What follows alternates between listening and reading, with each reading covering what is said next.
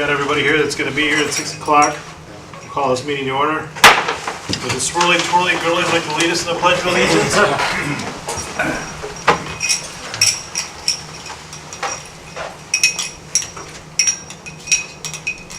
You guys started. Start it up. I pledge allegiance to the flag of the United States of America and to the republic for which it stands, one nation, under God, indivisible, with liberty and justice for all.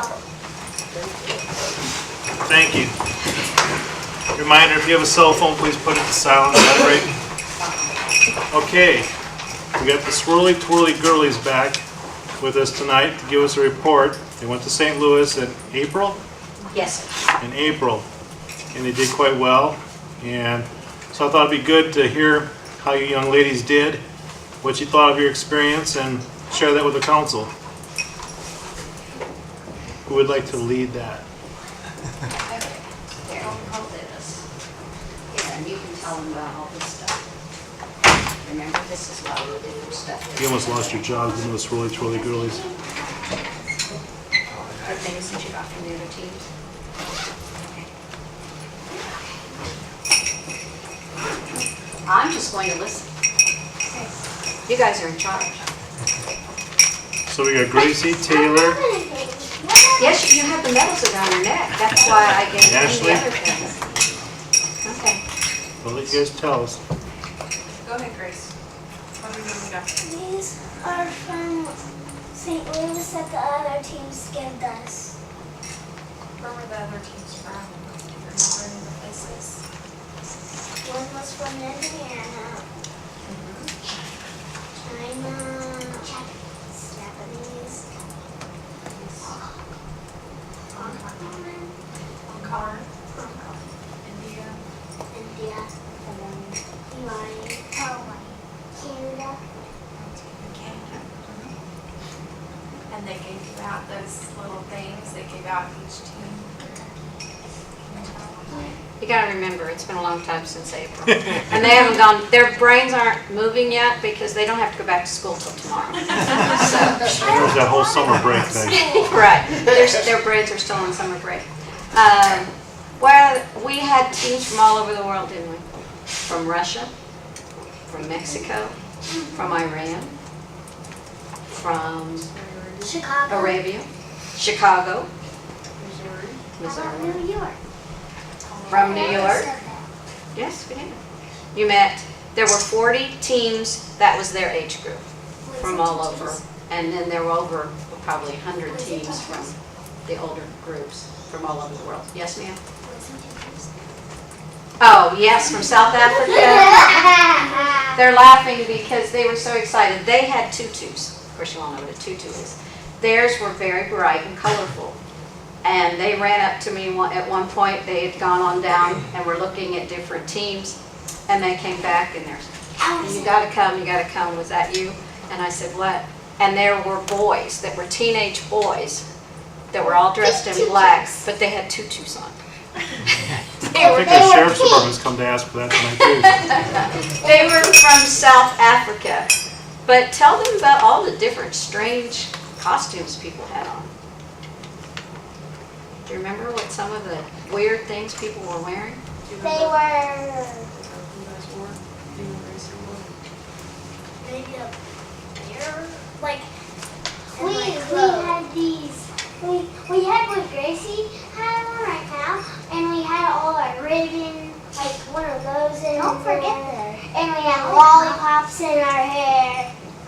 And the next day we had like colored hair and silly hair shades. They were silly. Right. One of the things that they do is because 90% of the kids that get involved in this, they're kind of considered nerds, but they're not really nerds. And so they go out of their way to show how wild and crazy they can get. And so we had the boys from South Africa in tutus, didn't we? And that was their favorite, I think. But you had various people in their garb, like the team that was from India, they were dressed like they were from India, and they gave away scarves and headpieces. And then in Mexico, they were dressed like they were from Mexico. And then some just blended in with all the Americans, didn't they? And there was there was one other team from Indiana. yeah. Yes. At the last minute, another team from Indiana, someone couldn't make it, and so another team from Greenfield got to come. Okay, and you want to tell them what you have on, Ashley? Or Gracie, do you have more to say? What about the pins? Buttons. The buttons? The buttons, they gave them lots and lots of buttons. And we found out it was all about the buttons. After their And first there was a morning picture there, of yeah. the athletes. There's a couple of people that had buttons completely covering their long outfits that they had on because Their it was, outfits, their backs, their pants. and they had been to Worlds before, and it is all about the buttons. We even gave out our own button that had the swirly twirly girlies on it. And I made it one and Yes, it was pink. and it was pink. Could you Some of tell? them were white. Right, we ran out of pink, didn't we? Okay, tell them what you have on, Ashley. Well, this one is from the first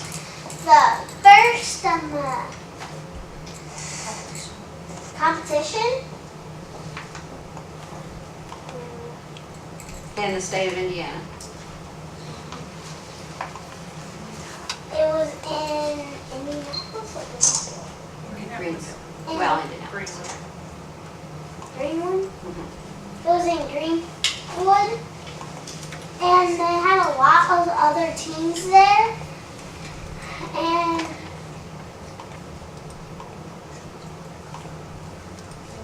Tell about your other one. this one is from the Worlds. And Tell about the interviews. Remember the interviews? what interviews? Remember Has they it been went on that vacation. long? When they asked you questions. When we went in front of the judges. Yeah. We went in front of a lot of judges in the world in the competition. Remember being interviewed by Robot Magazine and the TV interview Yeah. they did? On Worlds. And the Lego educators. Yeah, the head honchos at Lego come around and interviewed the girls.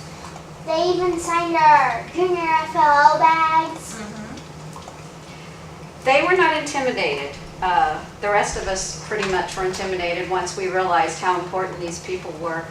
But the one group of gentlemen that came, we knew they were from Lego because they had that on their shirts, but we didn't realize it was the CEO, the managers, the engineers, the creative department. And the first thing Ashley did was, what did you do when they came? I talked about the poster and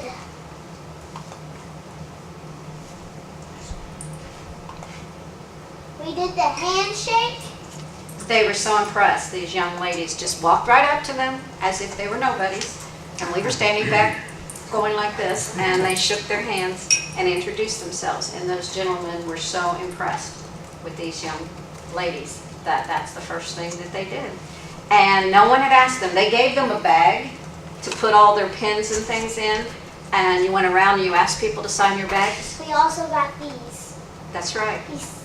glasses. The big glasses she has on, and they walked right up and asked those gentlemen to sign their bags. So we have some pretty important people that sign their bags. And then later on, the president of First came by, and Mrs. Kaufman couldn't control herself. She was so excited. She was supposed to be here, but she was babysitting and they hadn't picked her kids up yet. But we met the, what you call the head honcho of First Lego League. Okay, thank you. Oh, is Connorsville coming off of there? Yes, Okay, we are now Coyville. Coyville. Okay, bless you. And what are you holding there? The turkey. And what was that trophy for? Complexity. What does it say on there? Complexity and decoration. It says Junior FLL. It says Junior FLL Worlds Finals. Yeah, that's Complexity. St. Louis, Missouri. Missouri. Unless you walk USA. around and show it to them. Walk it around so they can see it up close. Take it to the table. There you go. And this, of course, was there. Very cool. And it's been here, there, and everywhere, so it's kind of showing its age. Well, that's a But this is different what the trophy I've ever latest- seen. They had to do a tornado. I don't know how many Yeah, people everybody came like that. the first time. He's got ideas though. Okay, you want to show it to them back He there? gets grandkids to help. Yes. Showing my Yeah, I know. The before is coming off. So Ashley, what did we, You want me what to did, walk with you? Yeah. there you go. I'll show them. Okay, why don't you do that? Yeah, you can show them that. And they were to be in charge, and they pretty much were. As coach, it was easy to help just direct them into places, but they had some really awesome ideas and great empathy. We had to discover how to help people during a tornado. And what they did is they came up with a Lego town that had 4 different houses in it. And then they came up with a bell system that in a small neighborhood, like in our town, there's Hanson Meadows, there's various small neighborhoods that maybe the people, Meadow Springs, wouldn't hear the town siren or know.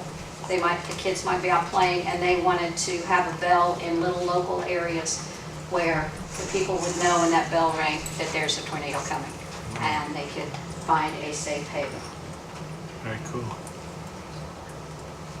Well, we sure appreciate you young ladies coming back and giving this report. You've made the county very proud. You young ladies have done a wonderful job. We shake your hands? Kathy, is the buttons like a trading pin? Yes. Is it what they Yes. use? Here, let me show you. Yeah, we ended up making our own we got from the, Hey, Gracie. many of these had these professionally done, but I borrowed Shake my hand. the label maker from the, this is from, That's what they use like. this is trading from pins. Oklahoma City, Oh, is yeah. that right? Yeah, that one's from Proud of Oklahoma City. Proud of Oklahoma City. Oh, sorry. I walked right Cool. in. What you got here? Oh, okay. All righty. Let me see your medal. This one's, Yeah, the other one broke. Did the other one come off? Yeah. Want me to show you the other one? Sure. Don't keep these. I know. There's Rush, another y'all one give here. them real gold. These are gold. Here's the other one. That's good. this one is the Barstow Bulldogs that That's came cool. from, but every team had different pins that they handed out. And then, Well, that's no, neat. yeah, That is neat. so they have There a you lot go. of memories. And my Here's favorite your thing button, is huh? going around and meeting all the people from all over the world. And they got to see these people from all over the world. Coming from a small town in Connersville, you don't see that Pass that many, down to him so he can look at them, that okay? many people. Watch him because he collects stuff. Yeah, you better watch it. Yeah, I'm a collector. Well, you can't get these at the trophy shop, can you, Russ? No, you can't. Not that quality. You can't get there, that's for sure. These girls earned those big time. You can't get them here. Sure do. No, this one was from the World, this was the official one from the World Festival in Ashley, St. and yours? Louis, Oh, so this Nature's was- Fury. Right. I had them in the library in the display case, and that's what's in the sack, it's just the different things I put in the display case. Sure is. But East Central Services let me borrow their maker, and we made Label our maker. own. Didn't- Button maker. We were on a limited budget. We couldn't have. I don't know if you read the article, but there was Disney there, there was the Air Force, there was Monsanto, there was 3M. Even a Weatherman. That's right. Boeing, the Army, Bowling, Army. Many of the teams we were going up against, Rolls-Royce, they had actual vans with all their equipment and everything in it. And they had actual, we even saw a few limos that were taking There was kids even a around. pink limo. There was even a pink one. So it was quite an experience for these, what I call small town girls. But they're small town girls with big ideas, right? It's a good idea. Right. Very good. Nothing wrong with that. Okay, We appreciate you coming back, giving we us your report. appreciate Thank being you. invited back because it's been an awesome experience. We're And good. they're ready to start again, what, in a couple of weeks? Yes. Is that what I said? And they're with Girl Scouts, so that's, well, is one of our sponsors. Good. Okay, Thank you. what do you say to them? Thank you. You're welcome. Okay, thank you. You're welcome. Now we get on to the exciting things of the county council meeting.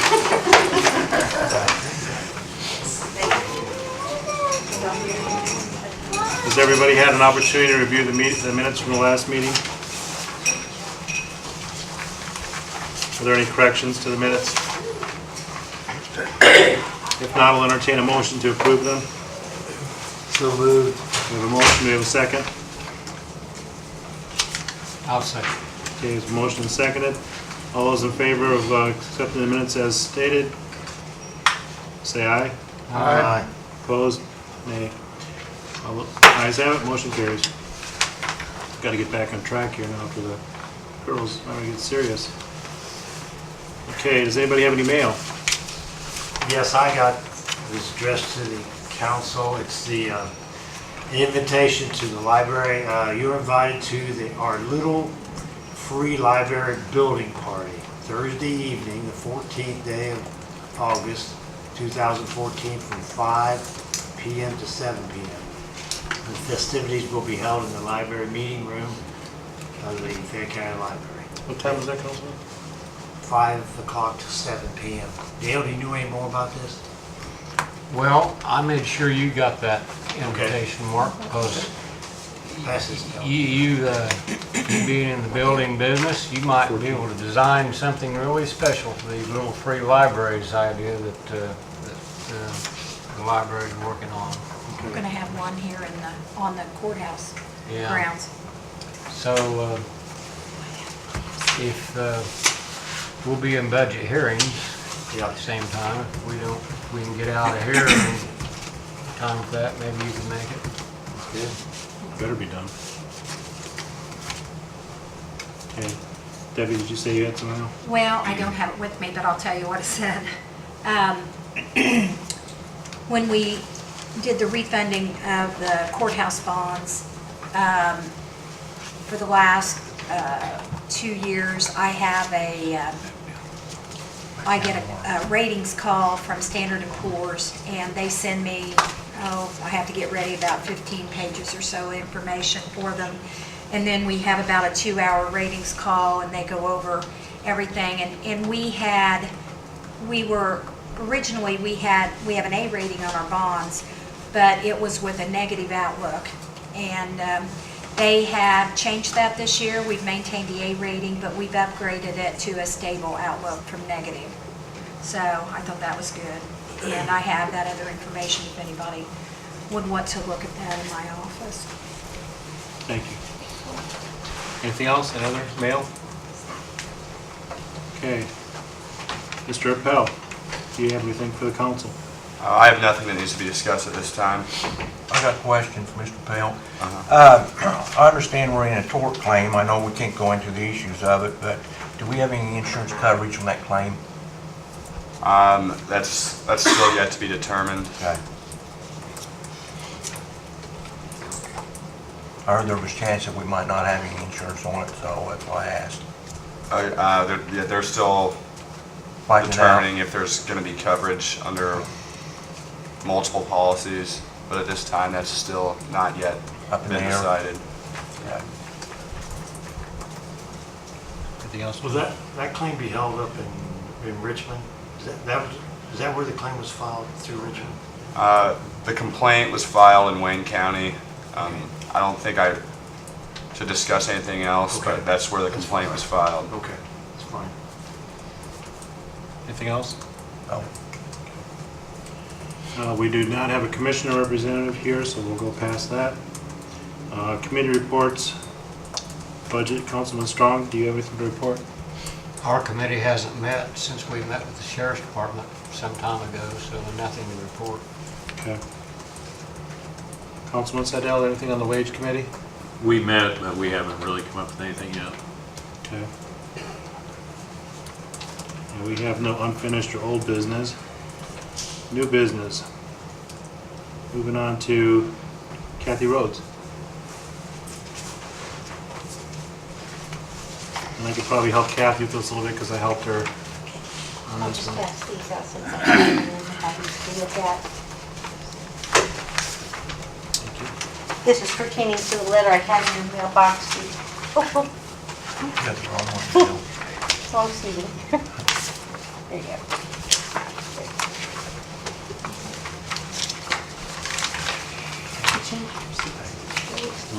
I'll give you mine, I'm gonna look for it. Okay.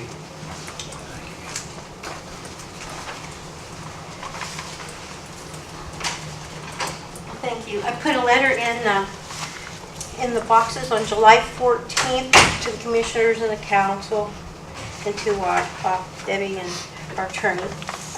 And then we're into a general reassessment, and this is a cyclical now. They started that we're going to do like a quarter of each of our 14,000 parcels over the next 4 years, a quarter each year. And we need maps. They're like a 24 by 24 maps that they plot the route that's going to be followed for the reassessment for this year. And here we found out the big printer, usually they had just like 8.5 by 11, and they didn't work really well because you couldn't really plot them out, and our new vendor uses like 24 by 24. So when they went downstairs, the printer in the surveyor's office, they found out, Michael King, our IT person, found out that it was fried. The computer was fried, and that the ink jets were all clogged up for non-use, and he got an estimate of like $6,300 to fix this. And so what we have is called a sales disclosure fund, and it's for any sales that come in. We have sales disclosures that people have to fill out, and there's a fee charged for filing in the auditor's office. And that fund, and I left in your packet, like on the code, it can be used for training, it can be used for hardware or software, or anything involved with our property record system. So we were looking at, and I didn't realize that you had to advertise 10 days with this, but Michael King got quotes to purchase one, and then Mike Winter came up with the idea you lease equipment.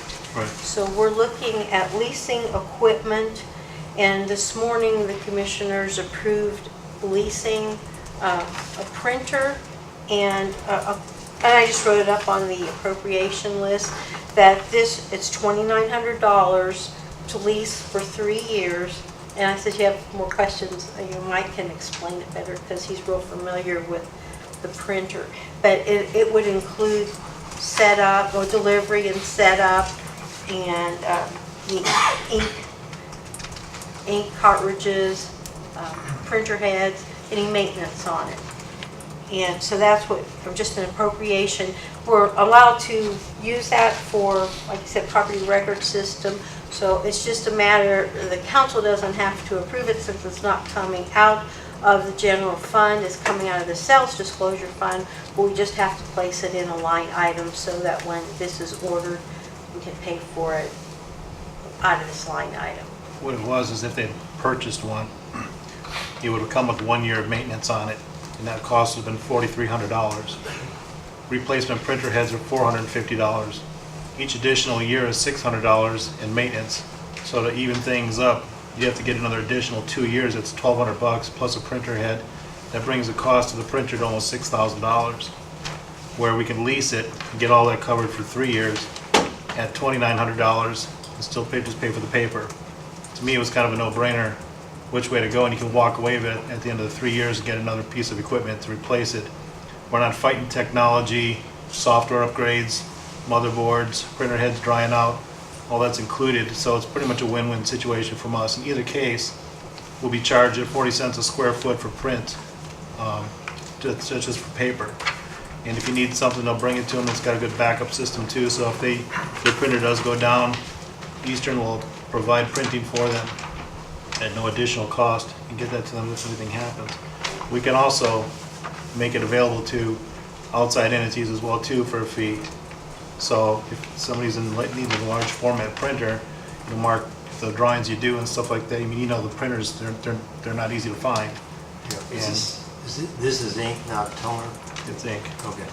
It prints something like What's this. the largest? This is off, Whatever Well, you it's want, not our probably neighborhood. do D size. I mean, D size is no problem. E and D.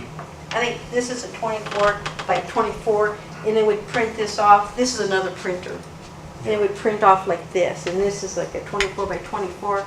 And I think the largest is what, like 36 by 36? It'll do larger than that. So then it's going to be placed down in the surveyor's office. That's where the printer is now.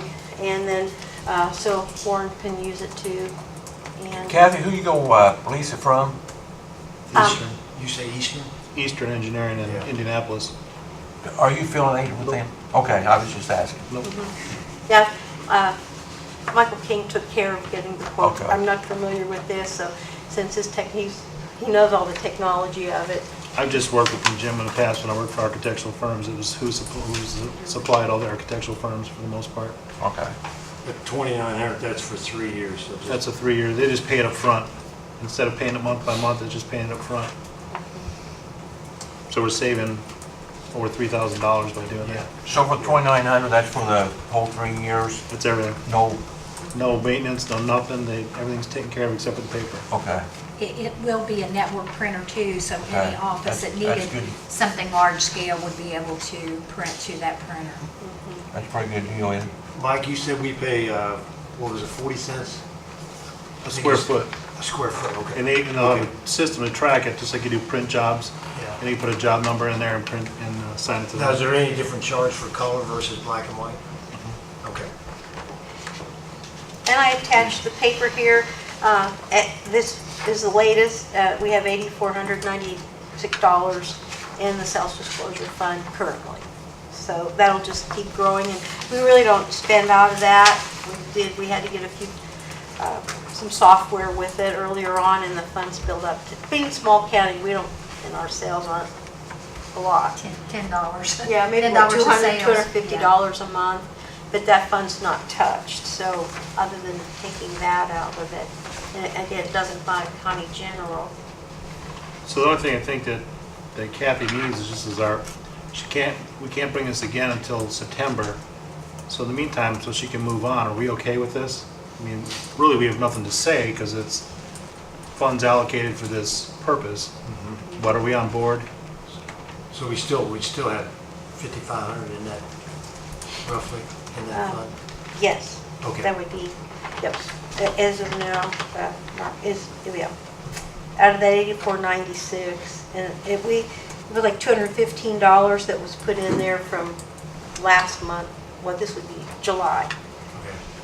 That I'll make the motion to approve this $2,900. So I think I have to come back next month. Yeah, get she has to the come back additional- next month. We just want- Additional approved. Yeah, I didn't Okay, realize that. Just that we're okay with it. Is there anybody Yeah, I opposed to don't- it? So if you think if we could go ahead and order Sounds like the best this, way. I it'd think be the all council right? is on board with it. I think we're good I'm with fine it. with that. I appreciate your help very much. No problem. Thank you for your consideration this evening. If you have any questions, come to the office, or if you know of someone who might benefit from using that too, any of the other offices, let me know. Okay, Thank you. thank you, Kathy. Billy, I think you're gonna take a while, so, Yeah, you let the judge go first, I'm fine with that. okay. Well, I was gonna let Dale go, but Judge, you wanna hop up here so you can go home? You've got a long As day. long as I can go in front of the sheriff, I'm fine. Everybody else I'll wait for, but yes, thank you. Thank you, Sheriff. This isn't going to be as enjoyable as the young ladies who were just here, but I'm here because I was allocated $8,000 for the entire calendar year this year for transcription of depositions and trial transcripts.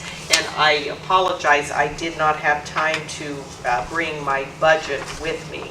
I just convened a trial that's ongoing this evening, but at any rate, when I made the request for more funds, that was a little over a month ago now, that was June 23rd. I had $1,587 left, and I requested $3,000 more. I now have, I think, $116 left, and I have an invoice my staff made for me. I have 2 invoices that total just about $1,300 that are due right now. In fact, they are transcriptions of depositions for the trial that's going on right now. So that work has already been done by a court reporter. So not only do I need the $3,000 that I requested, I'm sure that before the year is out, I will need more. This goes along with the additional money I had requested for trials that are upcoming. Just by way of explanation also, the trial that is ongoing at the present time and that the court owes the about $1,300 for, that was someone who requested an early trial, which is something that's not at all foreseeable by the court. That's just something that pops up, and then the court, according to the trial rules, has to accommodate that. So that's where we are with that. Also, this includes the transcription of the trial records when a case is appealed, and we did have a couple of felony trials that resulted in convictions recently, and of course those people have appealed those sentences as they do, and so those have been transcribed and those cases are pending in the Court of Appeals now. So that's part of what that money was spent on also.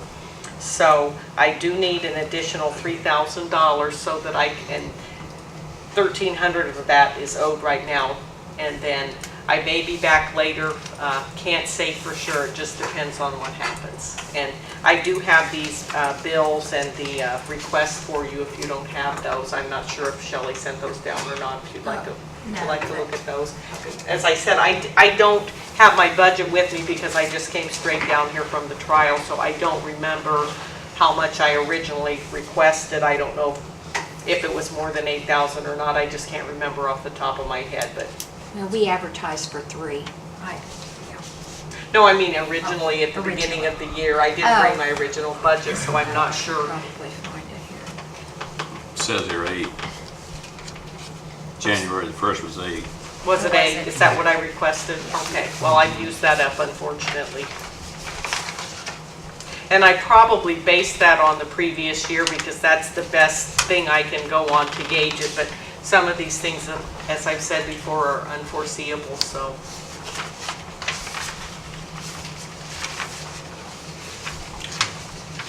Any questions for the judge? This one did get advertised on time, didn't it? Yeah. Okay. Yeah, for 3. Okay. I wrote down 8. I must have looked at it wrong. Almost, I don't, maybe. I'll take 8 if you'll give me 8. No, we If this is advertised an for option, 3. I'll take 8, okay. But they- I'll move to approve the additional request from the circuit court, $3,000. I'll second it. We have a motion and it's been seconded to approve the $3,000 additional appropriation request for the judge. All those in favor say aye. Aye. Opposed, nay. Ayes have it. Motion carries. Thank you, gentlemen, thank you, Debbie, and that's my only copy. Thank you. All right, thank you very much. See you tomorrow. We'll have to change it on the server to 3,000. I've asked Mr. Munson and Mr. Freeman to come in and talk to us about the emergency medical services. I know that Councilman Navi and Councilman Flom have had some questions about it, and some of us have also had some questions, and it'd be good time to address that in a public forum, so anybody that's at home watching could also maybe get an understanding of how the billing and so forth works. So.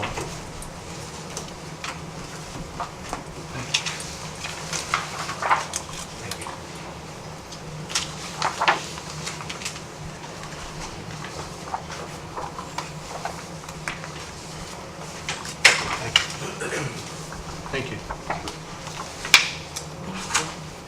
Hey, this is Jim Freeman from ABS Billing, who handles all of the billing for the ambulance.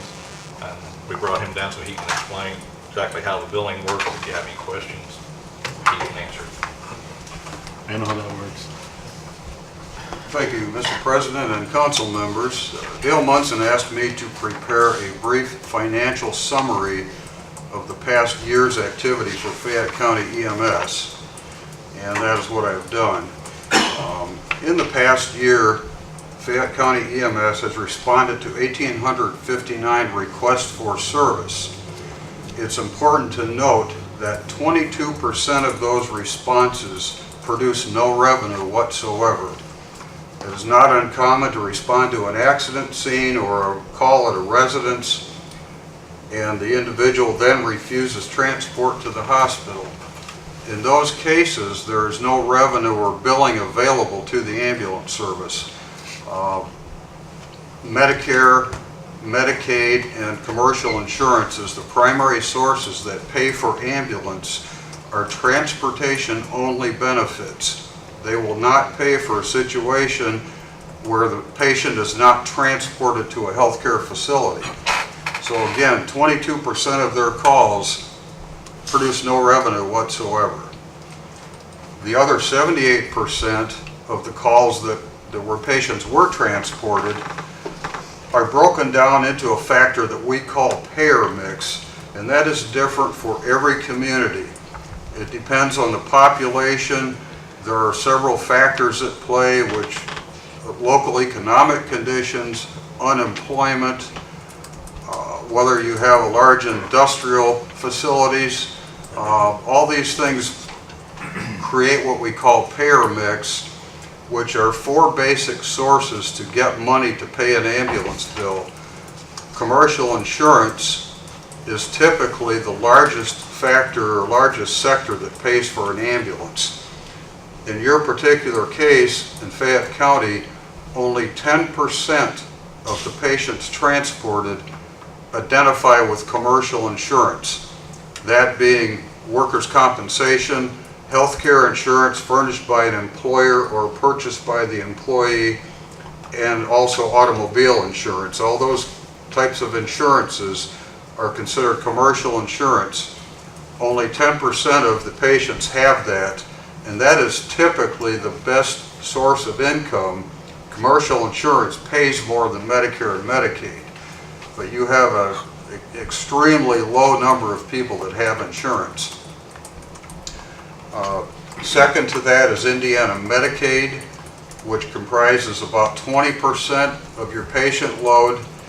Indiana Medicaid has a fixed fee schedule, and reimbursement is capped based on that fee schedule.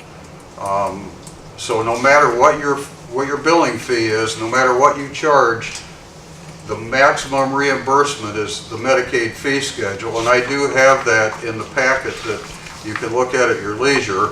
But for example, on a standard basic emergency run where a patient is transported, Indiana Medicaid pays about $105 plus a small mileage fee. Any charge over that must be written off. It cannot be billed to the patient. It's unlawful to bill a Medicaid recipient out of pocket. So anything over that $105 has to be written off. It's uncollectible. Medicare comprises 55% of individuals transported by Fayette County EMS. And like Medicaid, Medicare has a fee schedule. It's administered on a national scale. Every ambulance service in the United States is paid the same. And the Medicare fee schedule is also copied in this packet. Unique thing about Medicare is they have what they call an allowed amount. That is the maximum reimbursement that you can expect to receive. Any charge over that amount has to be written off. You cannot bill it to the patient. It's simply the federally set maximum reimbursement for ambulance. When Medicare pays that ambulance bill, they only pay 80% of that allowable amount. The other 20% is called a co-payment. And if the patient is fortunate to have a supplemental insurance such as AARP or Blue Cross, then typically they will pay that other 20%. If the patient has no supplemental insurance, that 20% has to be billed to the patient. as an out-of-pocket expense. Unfortunately, a lot of folks cannot afford that 20% copayment. It might only be $60 or $70, but once it becomes a private pay account, a lot of folks can't pay that. And that's the reality of reimbursement in EMS. So basically, 75% of all the patients transported by Fayette County EMS are either Medicare or Medicaid, both of which are administered on a fixed fee schedule. So, for example, if they were to charge $1,000 a run to for Indiana Medicaid, they get a $105 base rate. The difference up to that $1,000 is written off. That close to $900 minus a small amount for mileage that they're paid. It's about a little over $3 a mile. Finally, the private pay category. Those are individuals that do not identify with any commercial insurance. They're not perhaps poor enough to be on Medicaid. They're not old enough to be on Medicare, which is typically 65 or older, although there may be disabled individuals under 65 on Medicare. But so typically the private pay patients are not old enough for Medicare. They're not poor enough for Medicaid. They may be unemployed or underemployed. They may not have commercial insurance through an employer, or if they're working part-time, they're not eligible for insurance. So this 15% of the patients are billed out of pocket. They receive a statement in the mail. Actually, they receive 4 statements. And over the past about 3.5 years, there has accumulated over $400,000 owed to Fayette County EMS by these private pay patients. How much? Over $400,000 where people have been billed out of pocket and they simply cannot or will not pay. Your options are limited when collecting health care accounts. A third-party collection agency is an option, but in reality they recover only about 10% of the accounts placed in collection. It's a lot of work with very little reward. Small claims court is an option, but it's very often that a lenient judge will order the patient to pay $5 a month for the next 5 years. So that's not a really effective means of getting the ambulance service reimbursed. So this is really the reality, and every community is different. Comparing with another community serves no purpose. I spoke with another EMS director yesterday. 46% of their patients have commercial insurance. You have 10%. Vast difference. It takes about 4,000 ambulance calls a year to operate a standalone break-even paramedic service.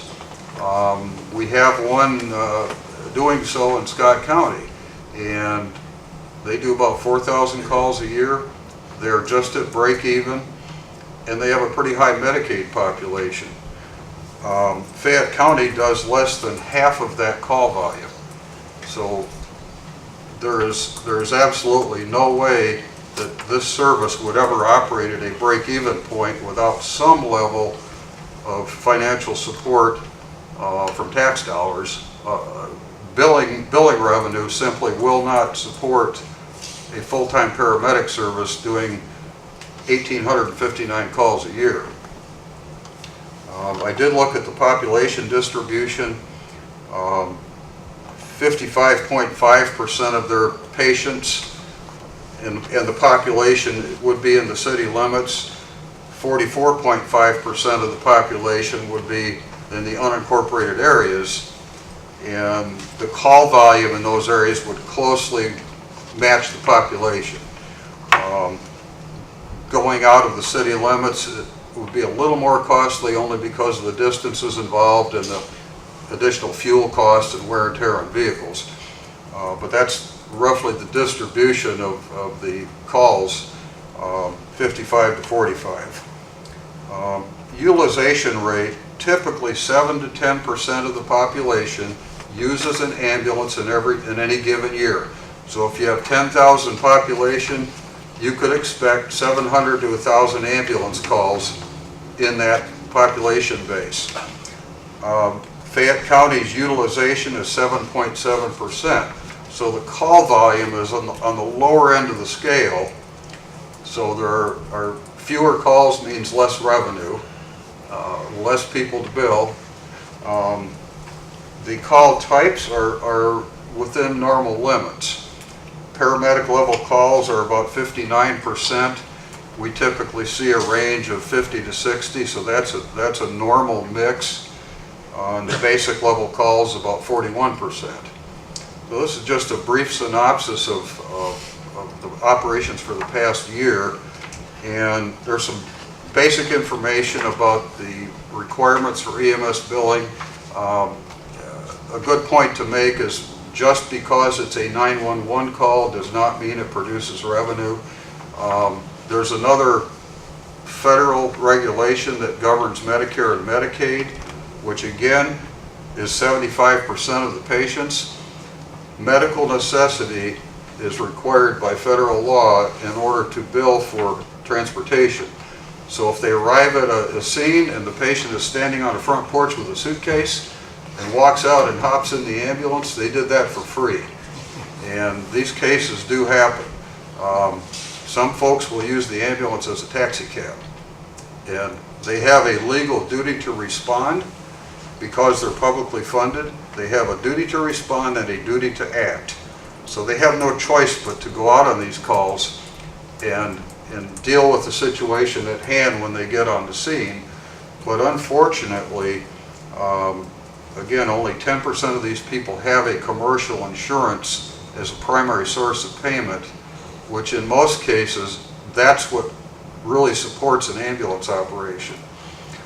Some commercial insurances will pay 100% of the charges, but when you only have 10% of them, that's a very poor demographic. My firm is involved with about 60 ambulance providers throughout the state of Indiana. Quite frankly, this is about the worst economic condition I've seen comparatively, and compared with the others. So it's unfortunate, but there's nothing that the EMS folks can do about it to make it any better. Does that correlate at all with the one county that you spoke of was up at 40 or some percent? I think you said for their insurance, the ones that have. It's not. It is a different county. Right, but what's the unemployment rate there? I'm just curious. Is that correlated? It's substantially lower. Yeah. The unemployment rate is lower. The insurance percentage is 46%.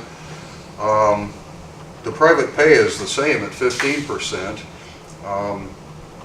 They have less Medicaid and more Medicare.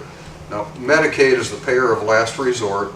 It pays the worst of anything. There is a situation where some people have both Medicare and Medicaid. In that particular case, in the state of Indiana, once Medicare pays 80% of their allowable amount, Indiana Medicaid will not pick up that other 20%. So all you get is the 80% of the Medicare allowable. So the rest has to be simply written off. You can't bill it to the patient out of pocket. So we're doing a lot of write-offs. We are. It's unavoidable. Total charges, actual charges billed in the past year were $879,000. $339,000 had to be simply written off right off the top because they're disallowed amounts by Medicare and Medicaid. One particular insurance that's prominent in Indiana is Anthem Blue Cross. If you don't sign a provider agreement with Anthem, their policy is to always send the check to the patient. The patient cashes the check, spends the money on who knows what, and doesn't pay the ambulance bill. So again, we're chasing the patient to try to get payment. There are limited things you can do in trying to collect that account. Even an adverse credit report will not even say who the money is owed to. It will say medical because of privacy regulations. So even collection it is difficult at best. It's an unfortunate set of demographics. a high unemployment rate, very few people with insurance, that simply makes the situation unavoidable. I think what those that are watching and those that are here need to understand is, are we almost paying that 340-some thousand to the county each, or to the city each year? 363 is what we have this I mean, year. if we got 100% of the bills paid, and we could collect 100% of our taxes, we would be in a whole lot better situation all around. Certainly. I mean, if, it's an if. And that's not gonna happen, but just so people understand, that's why you struggle, that's why we as a council struggle, because we can't even collect 100% of the taxes that are owed to us, and you can't collect 100% of the bill. And if you try to go after them legally, that there's money involved in that. Sure. To do that, so there's more expense. A typical third-party collection agency, and we've worked with some that collect as little as 2% of the accounts placed in collection. We've seen others that are in the 10 to 12% range, but unfortunately, they take from 35 to 50% of what they recover as a collection fee. So it doesn't leave you much left over, even if they collect it. You know, again, proportionately, about 45% of the calls are in the unincorporated areas. We deal with the revenue and income side. We don't deal with the expense side. That's Mr. Munson's problem to deal with, but certainly an EMS agency has a certain base cost to hire and retain and train qualified employees. If you don't pay paramedics enough, they leave and go elsewhere, and so then you encounter staffing issues. So, you know, wages and benefits are a factor if you try to cheapen the operation too much. But again, those are items that we're not involved in. We're dealing primarily with the revenue side. Dale, what's the average tenure of your paramedics? Our longest paramedic's been there 19 and a half years. Our shortest one's been there 2 years.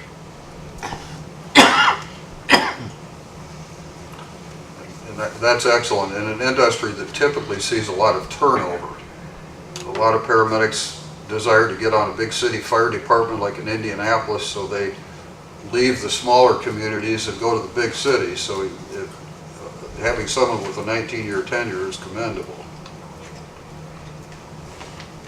Well, it's been educational for me. But I'll certainly welcome any questions at any time in the future. Anyone is welcome to call me. I appreciate the opportunity to present this. I got a question Yes, about sir.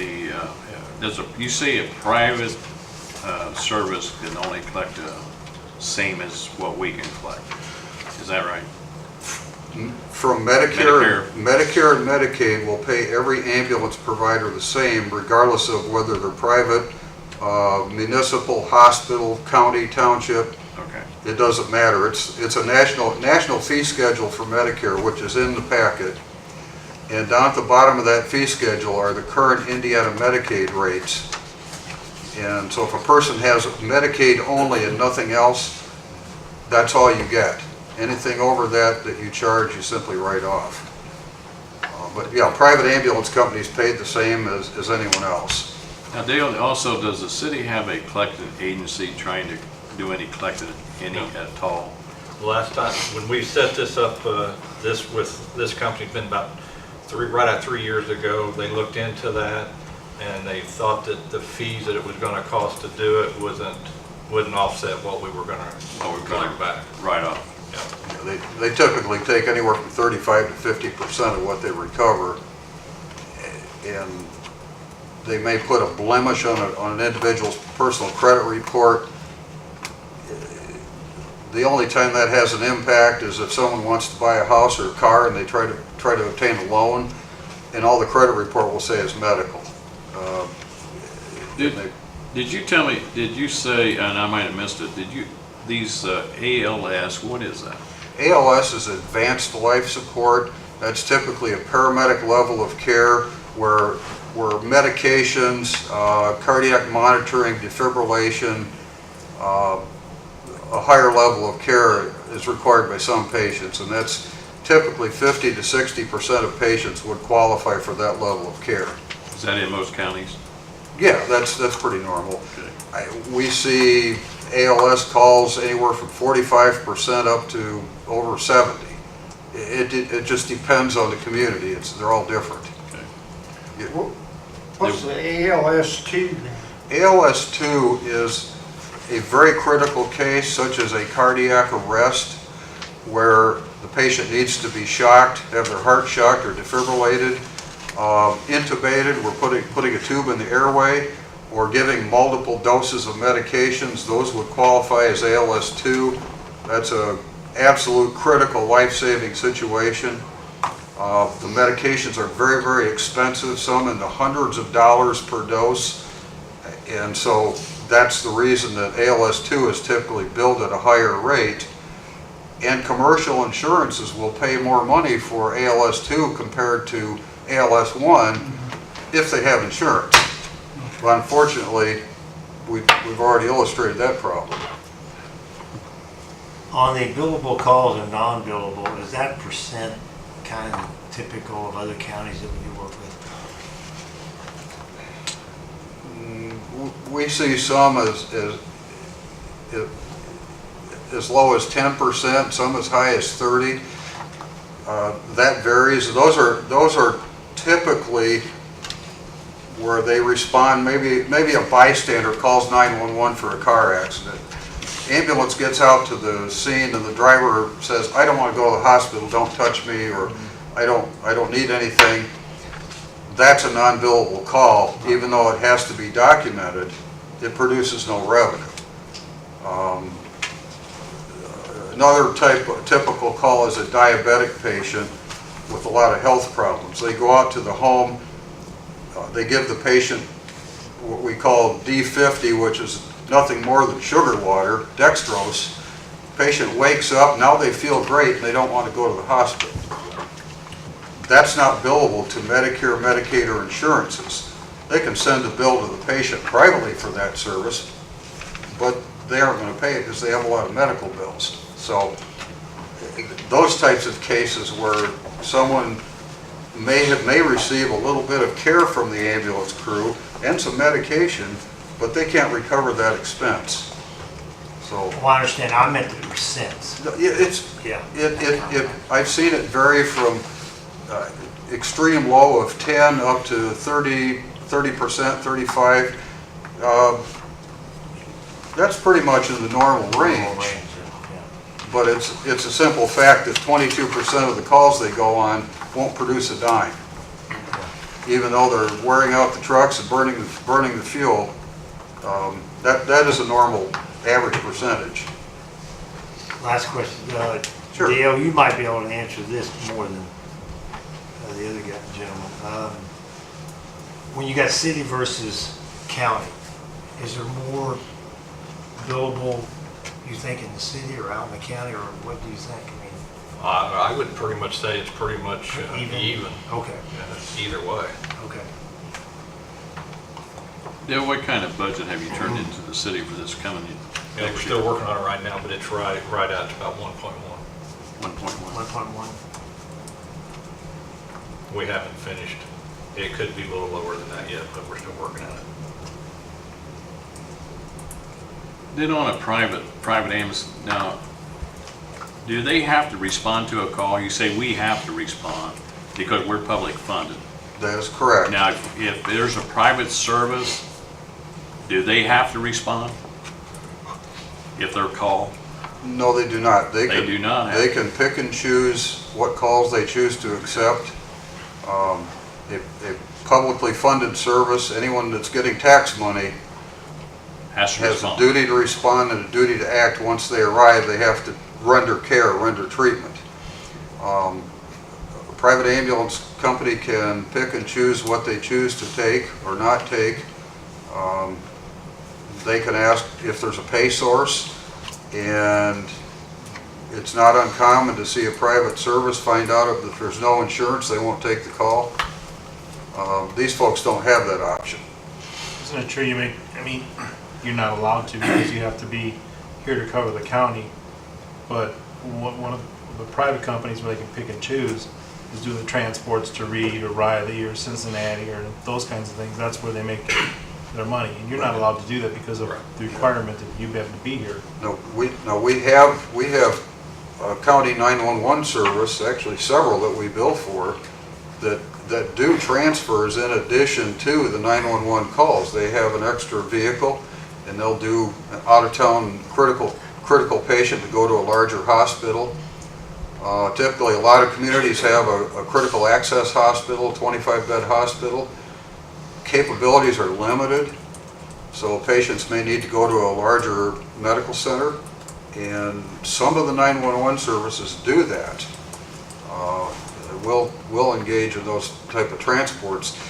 Those are the most coveted types of trips for the private ambulance industry.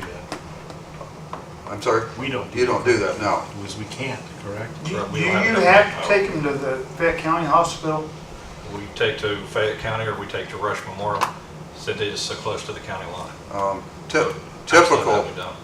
Typically medical protocols, and actually Medicare in particular, which again is 55% of your patients, Medicare requires the patient to go to the closest appropriate facility. In other words, if a patient wants to go to Indianapolis and they could just as well be cared for here, Medicare won't pay for that. So closest appropriate facility, and they could always be transferred if they're critical. I operated a private ambulance business for 20 years, so I'm familiar with the industry. It's frankly very cutthroat and very competitive, and private services will try to manipulate the system and give their competition the no-paying calls and take the good ones, and so there's some nuances with the private ambulance industry that are troublesome to this day. Yeah, we could, if we had these resources and the money, we could, if the city would do it, transfer to other hospitals. We used to do that, didn't we? We could, but we just don't have the equipment. We don't have the manpower and stuff like that. Well, I shouldn't say equipment. We could get by with the equipment. We don't have the manpower. How many more men would you need? Probably about 6. What was it? 6. 6 guys. I mean, I can say take that 6 people. Critical care interfacility transports are a financial gravy for the private ambulance industry. That's how they survive. Obviously, the accumulated mileage charges for a long distance are helpful. Typically, they're paramedic level charges for the ambulance itself. So they do produce good revenue. Does the Medicare or whatever still pay the 105? That's Medicaid. Medicaid, okay. If Indiana Medicaid for a paramedic level, or what we call an ALS run, Indiana Medicaid pays about $150 for that paramedic. They pay about $50 more for the paramedic than they do for the basic. That's all you get. Okay. So you'll get about $4 a mile and $150. So if you're still running to St. Vincent's or whatever in Yeah. Indianapolis, you only gonna get $150. Plus the mileage, correct, Plus that's the it. If it's a straight Medicaid patient, then they have no other pay source. Medicare is better than Medicaid, and commercial insurance is the best if the patient has it. Certainly, that's something we could discuss. I think you've gone into great detail and been very thorough in your explanation. Dale, I appreciate you coming in. I know you didn't have to, and you give a report to the city, but I thought it was important that maybe we get an understanding of this. We're not at the city level, obviously, and get to hear some of this stuff. And taxpayers that are watching this get to get an understanding of, I know there's been talk and so forth, and my personal feeling is you've got experienced personnel, and why mess with that? It's like getting security guards to do the deputies' work, it's just not the same. You guys are experienced. Okay. Does anybody else have any questions for the gentleman? Thank you very much for coming in. Thank you for your time. That leaves our sheriff. up next for his padded cell.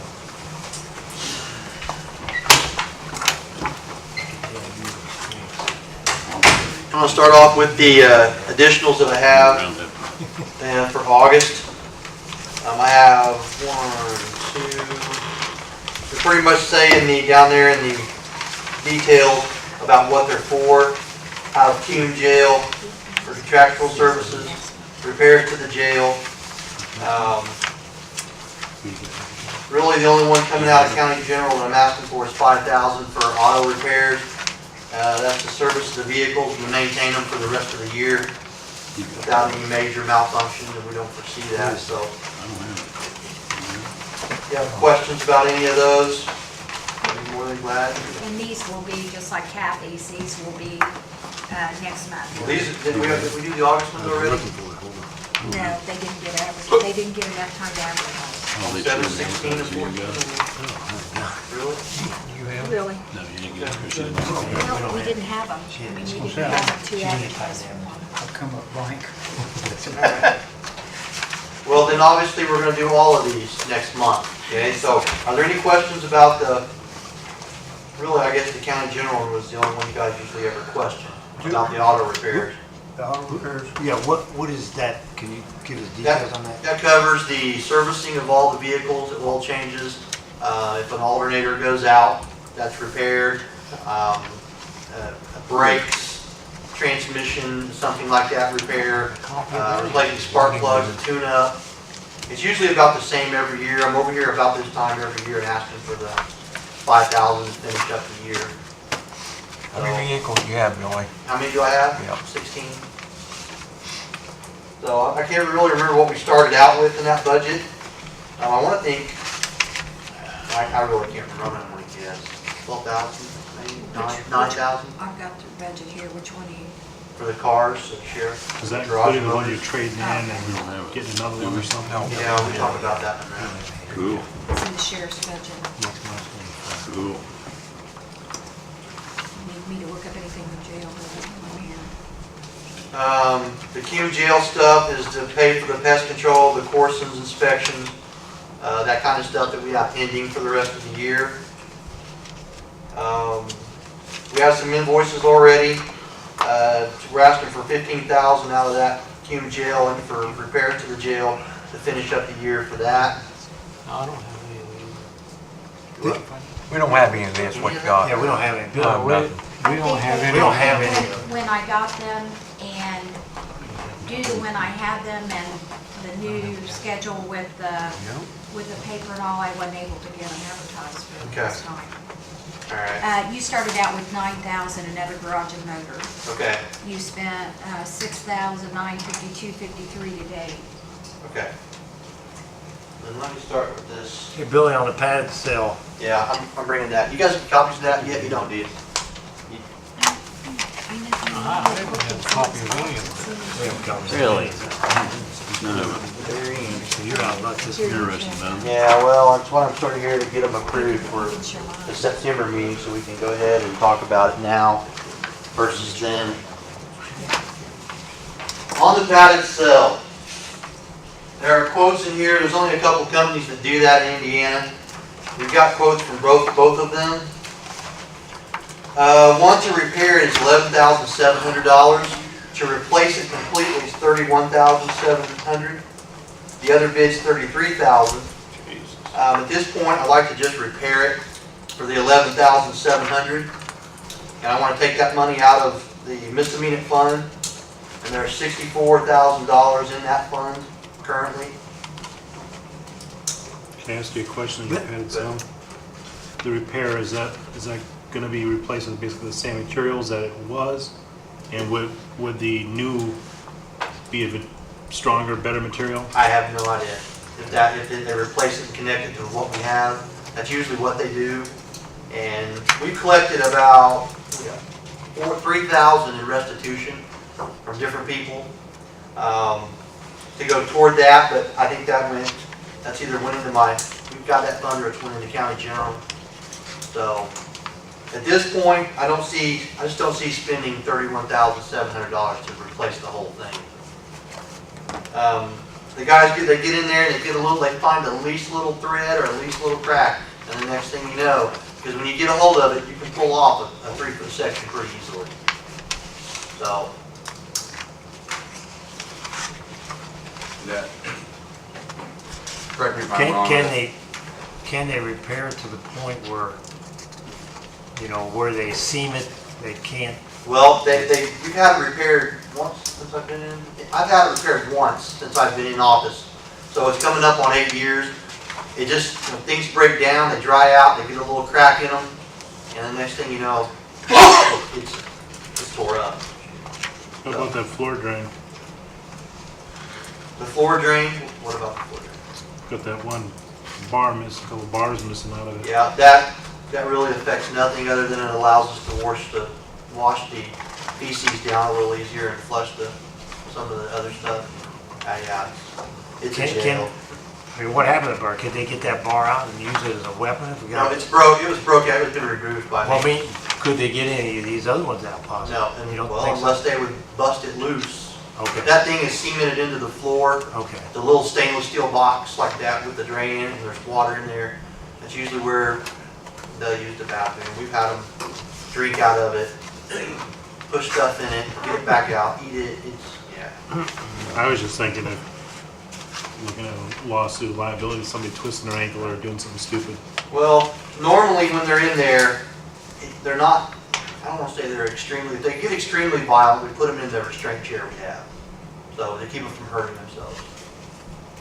So, Chris, do you have a question? I was just gonna say, correct me if I'm wrong, but in the padded cell, if something's loose and someone's able to hurt himself, I mean, that's liability for the sheriff's Yeah, office. So and we've been, I mean, this has been needed done for a while. We're just getting to it, so. So I'd like just to repair it for the $11,700 and take that money out of the misdemeanor fund. If that's what it's laying there for, to save that, or if you want to pay it out of county general, wherever that would work too, so, which I doubt that. But that's what that money's there for, to use for things for the jail, for the inmates, and that kind of stuff. So I don't see a reason to have $65,000 laying there and not use it for these projects. Did you say you had 3,000 you could apply to this that you've collected from some people? I believe that's what we have in restitution, but I'm not sure if where that has went to, whether that's been receipted in county general or, so I assume it's in county. I remember 1,000 on somebody just in the last year. But I guess at this point, that 3,000, I would just soon leave it in county general, and let's take the 11,700 out of misdemeanor fund, since it can't be used for anything else, and leave the 3,000 in county general used for something else that we can use it for. Is there any kind of warranty on the repair? I have no idea. We'd have to get them down here if you want to talk to them or give them a call. I don't really do a lot of putting in padded cell stuff, so. I figured I they doubt would it. give us a Not good my, money on it. not my bailiwick. No, I doubt it. I doubt it too. I mean, if they get a little hole in it, it's I'm gonna going. be gone again, so. But it needs to be done. The money's there. So, We can't do anything well, until September 2nd. right. That's why I started getting a feel for if I could give them a call and get us on the schedule and move forward with it. And I mean, there's 3 other things here too, with the car and the gas too, the same thing. You can't do it until September, but if I can get sort of like what you did with Kathy, if I can get you all on board and everybody says go ahead, we can move forward, but. I'm not going to give you any grief over it, Right. but I'm just one. I know. You guys let's just do a quick roll call vote on it then, without the motion, just to see where. Straw vote.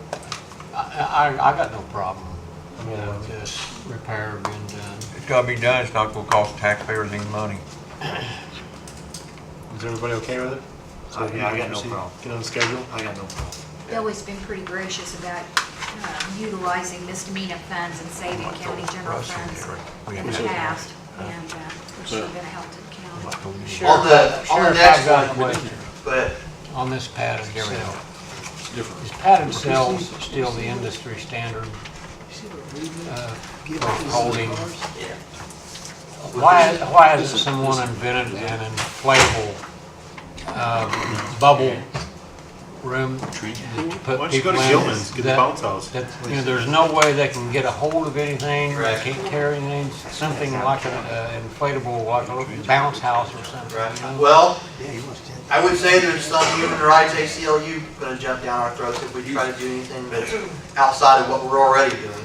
We might have more inmates then. I'm guessing if that could have been done, it would have already been done, I would think. People lining up on the street to get into the bounce house. It's a pretty much Yeah. standard operating procedure for all jails to have whatever they say the requirements are. Right. I was just wondering if someone has ever came up with a better If idea we than a can come up paddle with it, we ceiling. can probably make some money. You might be able to Yeah. make some money. Where do you put it when you inflate it? In the old gym over there, the old rec room, That's where the pool is, Dale. that's where the pool is? Yes, we know we have a pool. Put the sheriff's office. Oh, well, The car, our current transport car has 120,000 miles on it. With all the running around we're doing with the prisoners, whether it's to the prisons, to the hospitals, to the visits, or the doctor visits, the dentist visits, the psychiatric transports that we get involved in, I'm wanting to purchase a new car. It's a 2013. It's from Reedman's. You see on the second page there, we sort of have the value of the car. It's at $14,250. We have 4 vehicles we want to trade in. One of those is a 2008 Durango. It's got 140,000 miles on it. The other 3 are Crown Vics. They all have the mileage that's listed on the right. One has 127, one has 207,000, one has 189. If you take the selling price minus the trade-in price, it gives us a final price of $9,700 just for the car. We want to pay $600 more and put a partition in it, just for the safety of the officers. We have one in our current transport car. We're sending these guys on these transports in these old vehicles, and we don't even like them to go out of town, okay? But sometimes they have to leave in them and go. They're just not safe. And if we have a breakdown between here and Indianapolis or here in Richmond even, that really causes a lot of safety concerns to have an inmate in there like that with an officer. By doing these trade-ins, it's going to cut our fleet down by 1/4. We currently have 16 vehicles. It's going to cut 4 of them off, but we're going to replace one, obviously. So it's going to cut it down by almost 1/4. All of these vehicles will be taken off of the insurance, so that should lower our rates somewhat. Getting rid of one of the SUVs, we no longer need it. So we're moving that on out the door if we can. I also want to pay for this out of the misdemeanor fund. That fund can be used for this, and this involves, it is 99% of the time inmate-based is what we use it for. So we can use that funding for that and purchase that out of there. And it is, the total cost of that is $10,300.99. The equipment that we need, the radios, some of the lights, some of that stuff, we have it out of these other vehicles. When equipment was bought in the past, we bought fairly good equipment so we can move that stuff over. And this is one of these projects we can do that on. So we're not going to have a huge amount in equipment cost other than having all the upfitting done. So I want to pull that out of the misdemeanor fund if you guys would agree to that. I know we've got to wait till September to get the official, but Reedman's been holding this car, for about 6 weeks now, and if I can tell him, we're going to move forward on that, he can sort of ease his mind a little bit on holding on to sitting on a $14,000 car. The trade-ins, you see the values of them. Those are pretty much I think they're sort of fair. I mean, there's a couple of those cars. We can take them down to Reds if you'd like and get $300 out of them maybe. But I just soon let, Jeff have them and move them out of there so we don't have to mess with them other than taking the equipment out. Any questions on the car?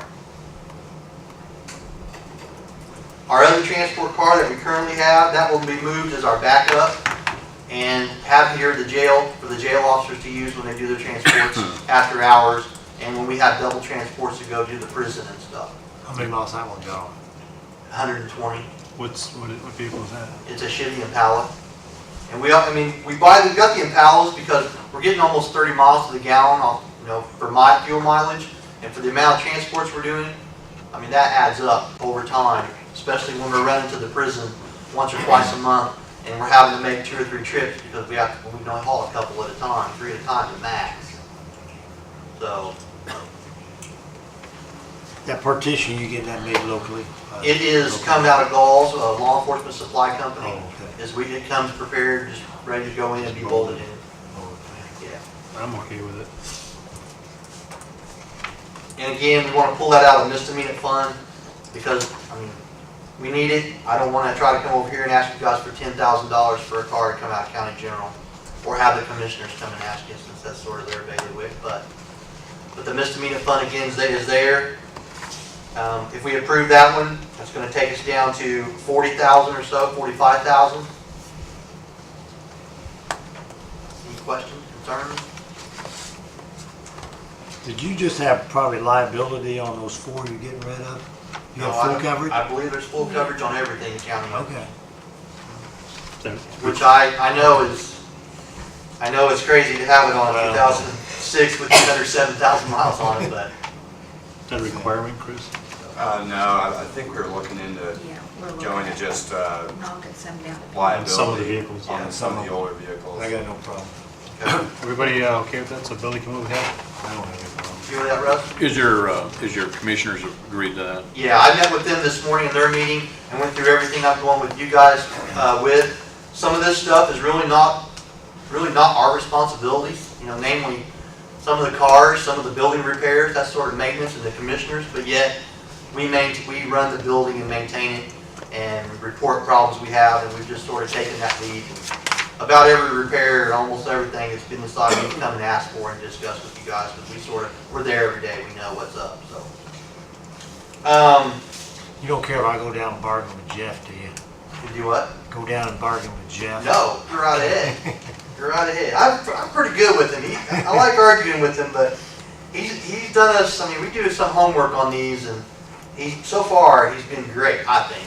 So, the next one out of that misdemeanor fund, in our gas, every year in the budgets for the last, I'd say 7, or this is year 8, we asked for about 70,000 or so in gas. Council has always cuts it down to about 45. I come back in September and October and ask for 30. You guys approve it, finishes up the year.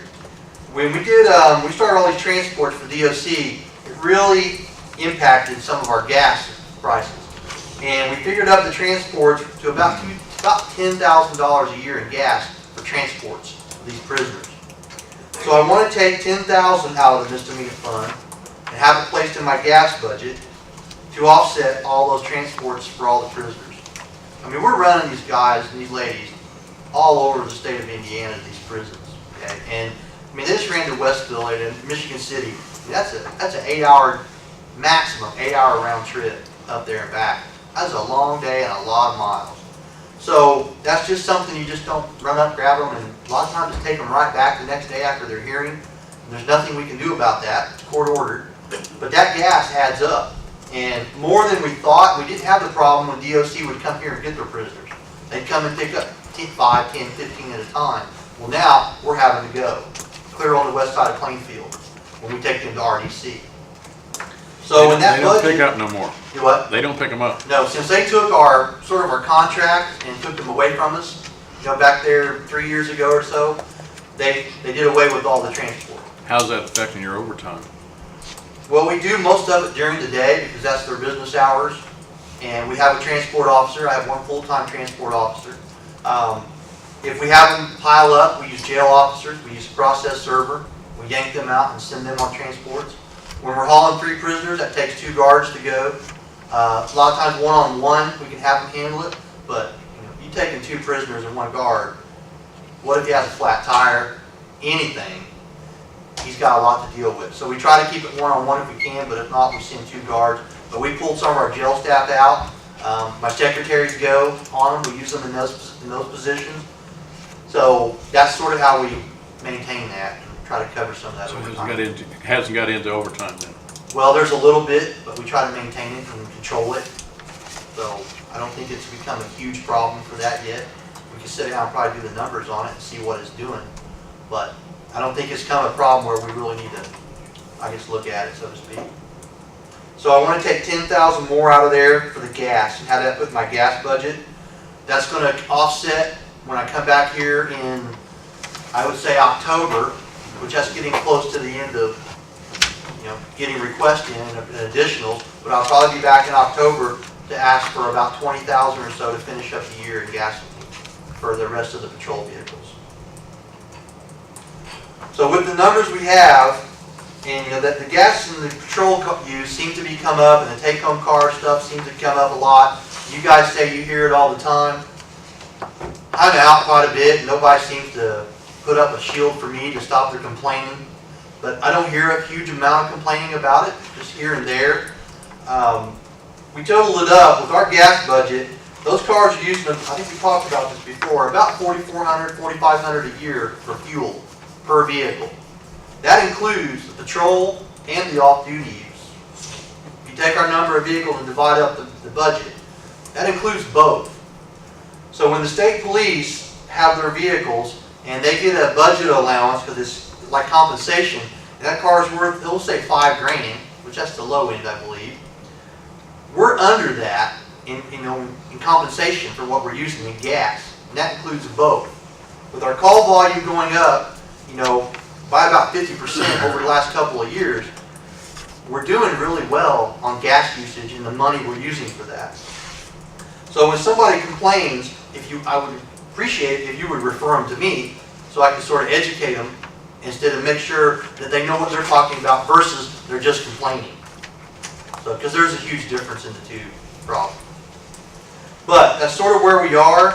So that's a total of about $32,000 to come out of that misdemeanor fund. That's going to leave about $32,000 in there for any future projects we have between now and the next 5 months that I'm the sheriff. So that's not draining it. It's taking about half of it. It replenishes once a year to a tune of about, I think about $15,000, give or take a little. But that can fund those 3 projects out of that fund and not be any cost to the taxpayer or any burden on county general. And it's all problems that we really need to take care of. So, any questions or concerns on that?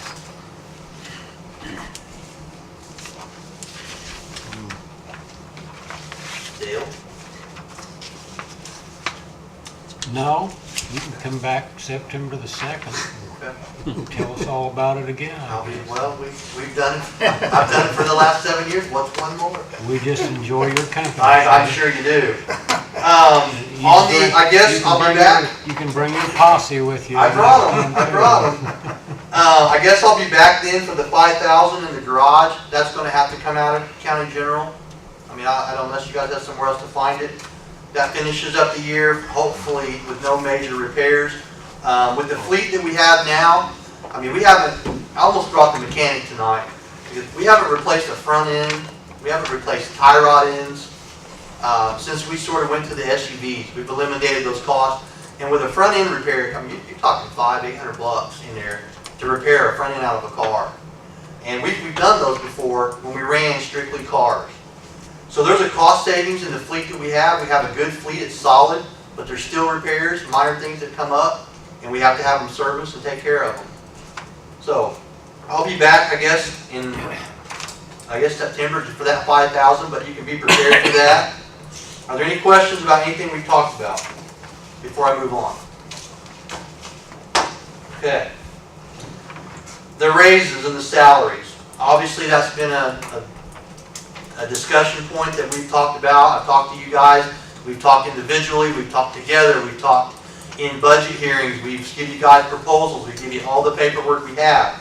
The one thing we keep hearing about, and we talked about this with the budget committee, is sustainability and keeping that going. I've been in touch with Dale. He's very into what we're making and what the DOC money and the funding that's going on with that. I appreciate him doing that. So far through May, we have billed $77,000. We have been paid through March. We got paid today for March. So they still owe us April, May, June, and July. Through the end of July, if they would pay us what they owe us, we'll have $103,075. That's for 7 months. As we go through here and we figure out the averages, because it sort of can look at sort of like what some of the numbers the EMS guy was throwing out, okay, and what our population is, and it's about even on EMS calls between the county and the city. When we do averages, we're averaging about $14,700 a month off DOC. at this point. None of this has really included any of the Class D felony level 6 convictions yet. Okay? We're going to make this amount, I believe, no matter what happens with that. Because we still have the A's, the B's, the C's doing time here, just like we have been in 2011, 12, 13. In 2012, we made $70,000. That was sort of coming off of them taking them all. Now, from the $500,000 we made when they took them to 70 is a humongous crash down. But in 2013, we made $140,000. It doubled. 2014, we're raising that up another $36,700, okay, to $176,000. That is, I believe, the low end.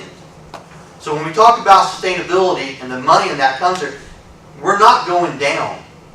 Okay? You heard him say what our population were with had insurance. 10%. Okay?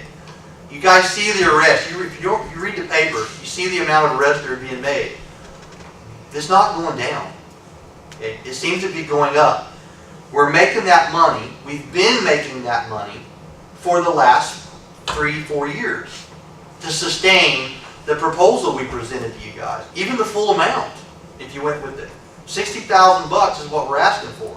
When we had our budget hearing, we talked about how we think we could come up with 30 of it on our own. That leaves you 30 to find. If you take the 30 out of the 176,000, take the other 140,000, and I don't care what you do with it. Next year, this is a two-part plan. We've talked about this over and over. The jail is the second portion of the plan. That's next year. That gives us time to see what the Class 6D felonies are going to pay and what we're going to get off of that. In 2015, the increase, they go already have to do the 6 months here. In 2015, they have to do a year if they get sentenced to a year. Okay? It's $1,000 a month off a prisoner if he stays here at that time. So I just can't see it going down because it hasn't went down. It's not like sort of not like the stock market. Okay? I don't see us crashing. Okay? They're not going to take these guys away from us unless we have some kind of violation, something happens legally that gets us in trouble.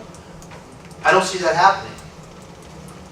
So when we talk about the money and sustainability, we've been sustaining this. We could have sustained this for the last 3 years. If you would have took the whole DOC amount and applied it toward that, we could have sustained the thing for the next 7 years and never make another dime. And then another council would have to take it back down, take it away from the guys. It's not going to happen. So we have sustainability. We have came up with what we believe is half of what we asked for on our own, trimming it out of our budget, which already is trimmed down to, we haven't had an increase in that thing since I hardly have been the sheriff. EMS is running off $1.1 million is what he started to spit out there.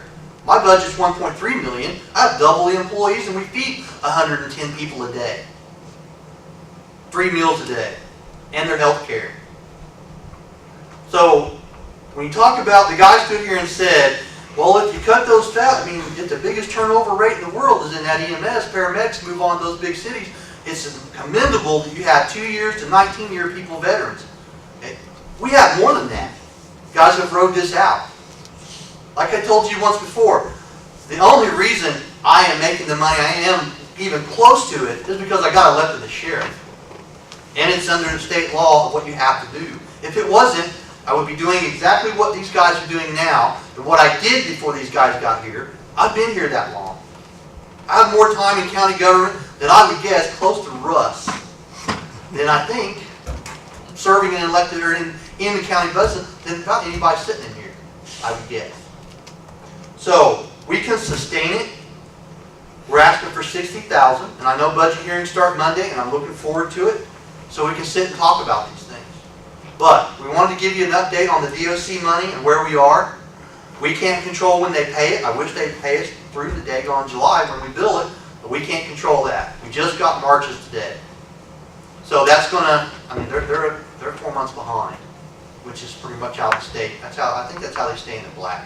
Are they giving you like a monthly payment though now? No, it doesn't come that regular. No. They always do end up paying it though. Yeah, they pay it. I mean, we get it. So, but it's a little tough for us to operate off what we're gonna get. And I understand that. I've done enough budgets and been involved with this and understand how that works. But you sat here and talked about, well, DOC should have been used for this years ago. And Russ, you brought it up, and you're exactly right, it should have been. Should have been used to run that jail. And I think some of it was. But when we figure up, like a commissioner told me one time, well, there's cost on those guys over there.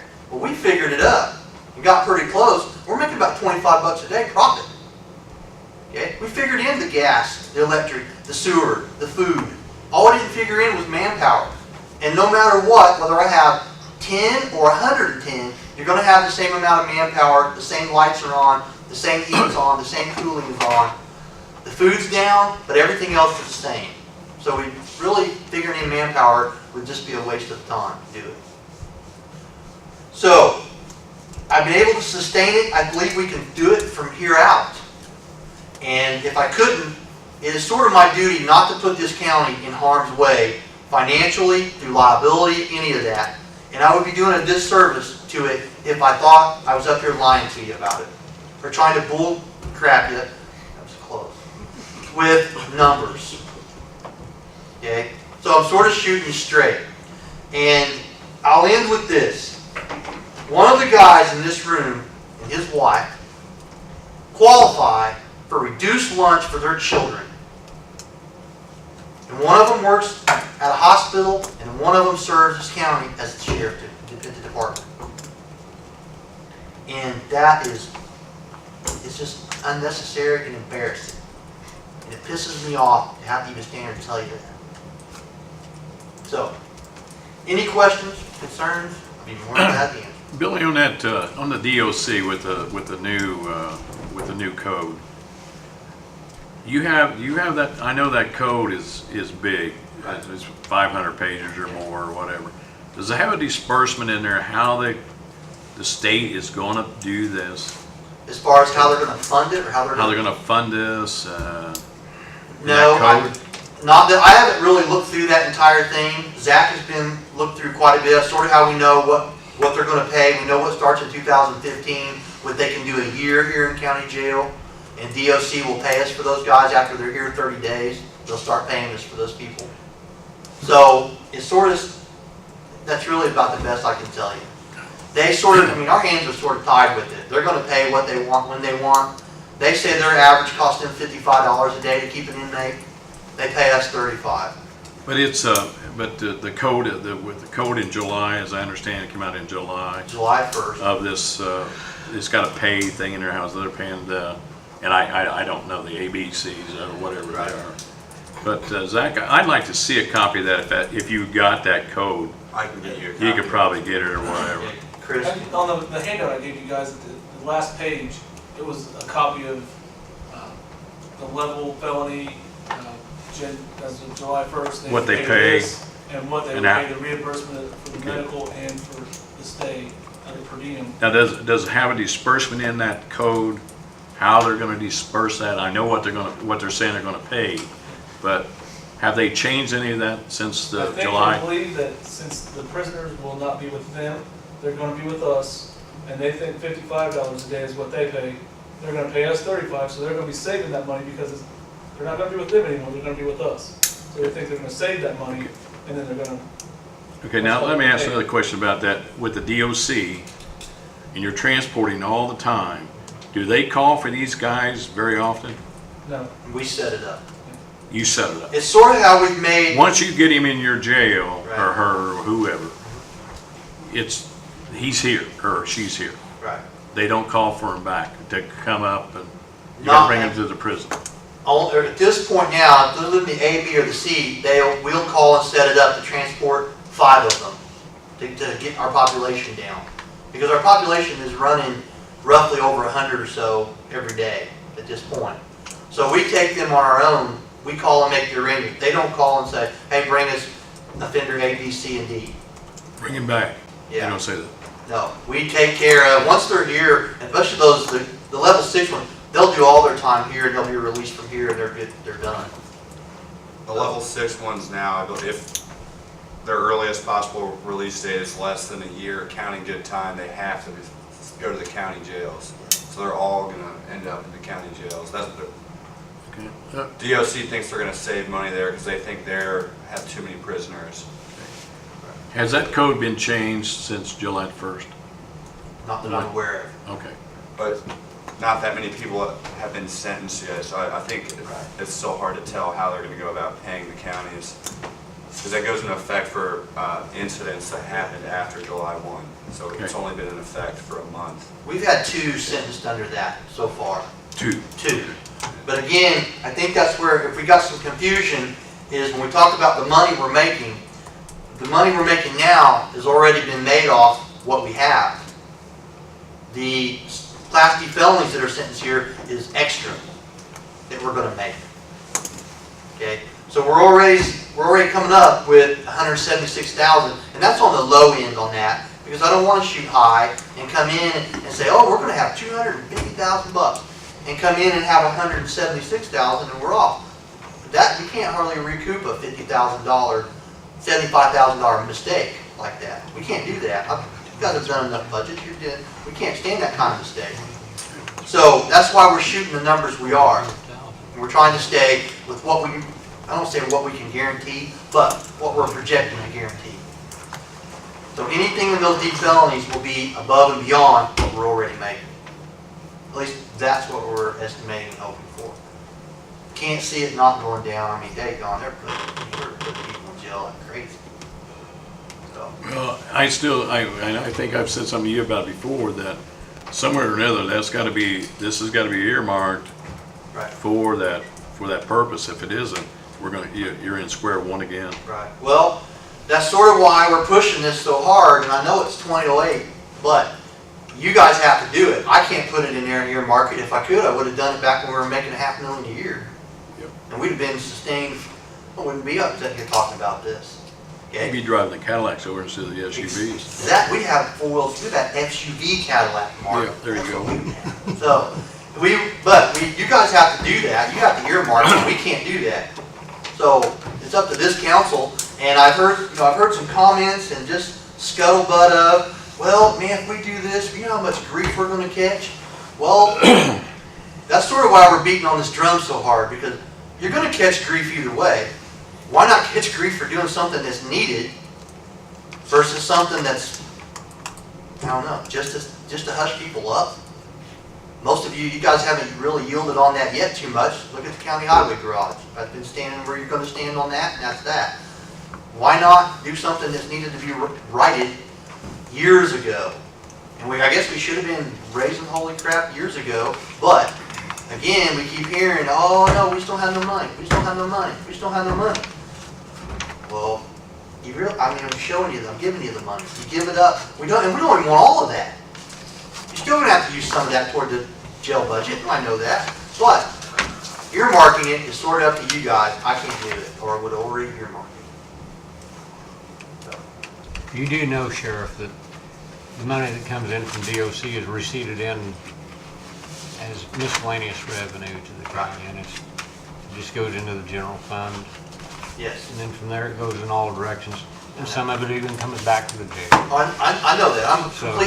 I can't come in here and say I have a $1.6 million budget and ask for that, and know that I'm telling you I'm only making $176,000. There's cost to that. I mean, there's cost to that, and I know that comes back. Some of that comes back to ours to run the department.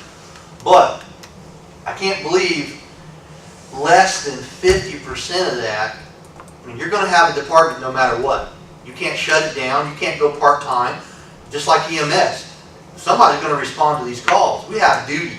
Okay? We swore what we would do and what we have to do. We can't just say, I'm sorry, we're not coming. We don't have anybody. If it doesn't work, we're not the state police. We don't have that option. Okay? We actually have to cover it. Well, I don't care if there's watch. I can give a crap list. Come in here and we'll argue all day about that. So call one right now and tell me where they're at. State fair. We don't go to the state fair. We cover the county fair. Off-duty hours. You pay extra. So I'll argue at any time with them. I don't care. So I'm sort of showing you where the money is, how much we're going to make. Is it a complete estimate? Yeah, but I can sustain it with the years in the past. It's jumped up, it's doubled once, and it jumped up another 36,000 one time this year. So, anything else? All right, I'll be back in the September meeting to bring over the additionals and get all the other stuff approved, and I'll get Freeman on the car, and we'll move forward from there. So, and we'll probably talk about this again, so you're ready. Budget hearings. Budget hearings, yeah, I forgot the budget hearings. We'll I'm be ready. seeing you next Debbie, week. when does budget hearings start? Or August 11th. I'm in Monday, 1 o'clock. August 11th at 9 a.m. So you guys eat your lunch, and I'll be here in the morning. But you're bringing. Pretty much. See what's said on Monday, what's they serving the jail on Monday?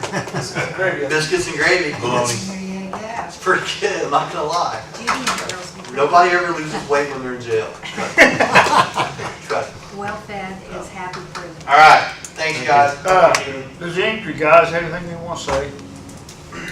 Here's your chance. Hit it. Welcome. Floyd. Babe, you usually discuss it with it all. Yeah, I know, I've gone a couple ride-alongs with some of these guys. And one of them asked me if I wanted to put a bulletproof vest on for what he makes, $26,000 a year, made me think a little bit. And I think we responded to a call where you had a potential of 20 youth out there, and the only one that was on duty with you was Baker. And there was only 3 people showing up, so I think it's kind of pathetic that you make such a little bit and you have to put on a bulletproof vest. And we talked about, you know, and I'm sympathetic to you guys, and I appreciate what you do for what little you get paid. And on that note, it's not getting better out there. I'll tell you that. You can look at the newspaper and see that. We're arresting people from Detroit, Chicago, Dayton. You think these guys care to put a bullet in us? They don't care, guys. All We're of not heroin. dealing with the normal thugs that we got now. Okay, and we're out here doing this for $25,000 to $28,000 a year. Loyalty only gets you so far. I made that man a promise 7 years ago that I'd stick by his side, and I'm here for that. And that's the only reason I'm here, and I'm gonna tell you that. Is because I promised him I'd help him out when he gave me the shot, and I'll do it. And I'll keep my word. But I can't say what I'll do when he's gone, because my family is more important to me right now. And that's just, I mean, that's just the bare bones of it. I don't know how else to put it. We realized it from the turnover you guys had too. I've talked to Blaze. It's sort of why we did the plan. I mean, the necessity, I'm losing police officers, and they're moving up the street block. That's where our biggest turnover is. And that's what really hurts the most, because these guys have gone to the academy, they come back and invest time in them, invest time in them. Jail officers are terribly underpaid, but I don't want to say they're easier to find, because they're really not, but we had invest less in them as far as training. They can't just run over here to Rush County and make $12 more an hour. They can't increase their pay by $15,000 versus these guys can hit a baseball up here and jump up the thing for 15 grand. They can go to Henry County and apply up there for a starting pay of $39,000. Brand new policeman who doesn't know nothing. $39,000. Yeah, they had an ad in the paper. Yeah, I have it on my desk. When I come back out on the road, that is $7,000 to $8,000 about more than I make. I have 20 plus years, and 8 of that serving in a supervisory position. So it's ridiculous. Like Bobby Rebel, he's got coming up on 20 years. To have a brand new guy walk up there and make, you know, $7,000 to $8,000 more than him is just ridiculous. And again, we're lucky to have what we got, and I'm appreciative of them. But because I mean, they're hard to find. Good ones are hard to find. Guys, you just see where it's coming to when we're hiring people and who apply. You should see what applies. It's amazing. So, anything else? See everybody in September. Thank you. August. Thank you, guys. Thank you, guys. Okay, we have no transfers. 2 more. And our additionals, county share of edit, additional appropriations. I'll speak to that. The ADA transition plan entered into a contract with Strand Associates. In fact, they have their draft of their plan, which they will be advertising for public input next month. And this was required if we were to continue to receive federal monies. We should have been done. We pushed it off. To date, we paid $28.5 out of county general, out of contractual services. I proposed last month to the commissioners to make an amendment to their capital plan to include this and pay for this out of county share of edit. And if you approve this additional tonight, then I'll go ahead and move the money we paid out of county general and move it over and pay it out of this county share of edit line. That then just leave another $9,500 to finish paying the balance of the contract.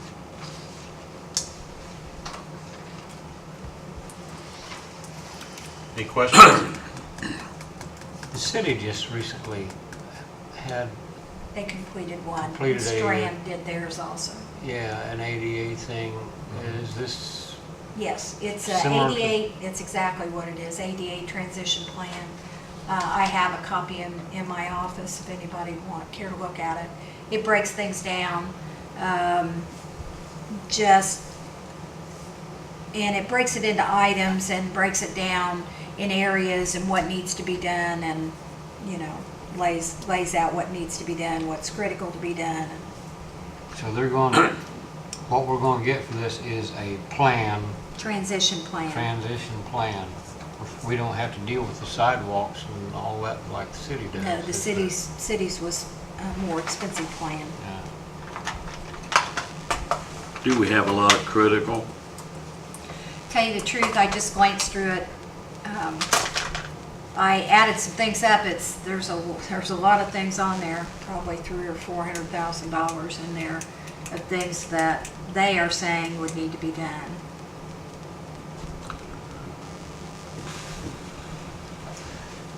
It's your federal government at work, Russ. It is getting late. Do we want to make a motion on this? Well, if we don't do it, then we're not going to be eligible for grant money to take care of these things in the future. And the rest, all of it then will be paid out of county general, the whole $38,000. So we don't have a choice. Otherwise, I can move it over and move over what we've already paid and pay it all out of this. There's sufficient cash in there. Well, I don't particularly like it, but it's got to be done. I'll move to approve this additional request from the commissioners for the $38,000 in the county share of edit. We have a motion on the floor. Do we have a second? I'll second it. We have a motion and a second. All those in favor of approving the additional appropriation for the county share of edit, say aye. Aye. Those not for it, say negative, or no. Ayes have it, motion carries. Tongue twisted. Transfer fee plot book from, I'll address that one too. Our office collects $5 for transfer fee, and then that is to be, that money goes to maintain the plat books. It's $5 per parcel. And there's currently $34,621 in that fund. And last year was the first year we utilized this to pay for our WTH annual GIS support and to pay for the annual web hosting service, which we're switching to Beacon this year for that through Schneider. That's basically exactly what this is for, to maintain plat books, which is what basically this is the assessor's contract with GIS. This year I went ahead and added that so we can put the money in the fund and we won't have to do it through additional next year. I went ahead and added that fund so that we can go ahead and do that.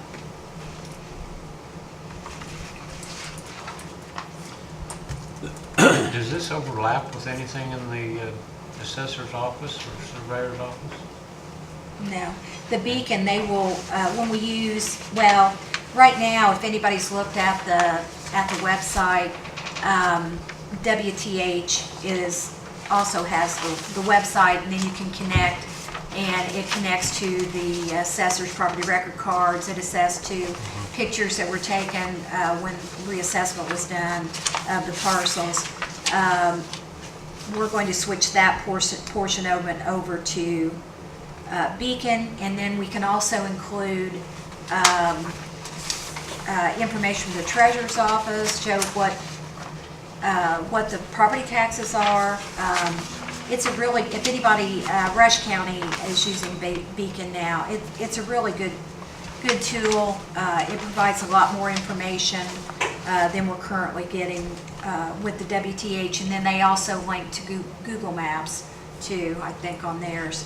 And we'll link to our GIS map. So we can take our GIS information and we can have all of that interlinked in the Beacon, and we're going to also have property tax information.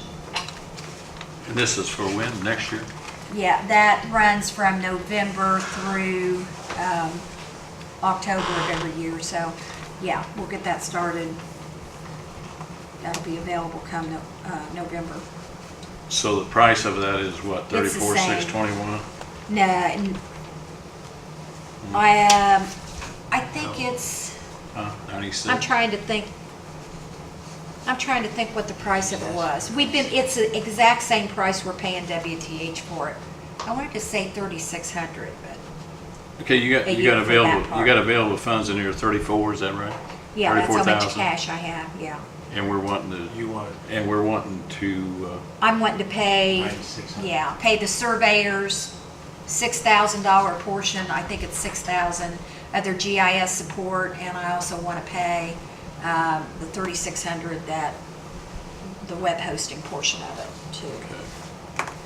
So this will be shared by, This isn't anything new. We've done it every year. okay. Yeah. I just want to pay for it out of the, we did it last year too. And that's really what that needs to be done, be used for. okay, this is coming out of her funds or whatever, Yes. plat book. Is it plat book? Yeah. Yep. Okay, we're changing the name to Beacon.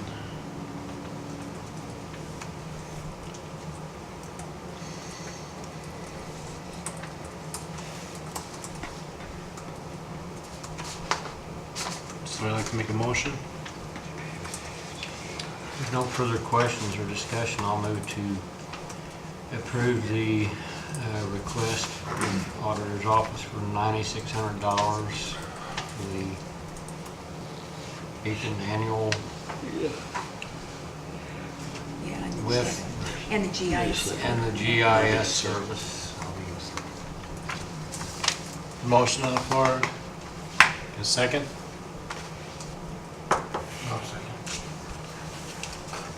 Mark, did you second? Mark seconded, Mark Nobby seconded.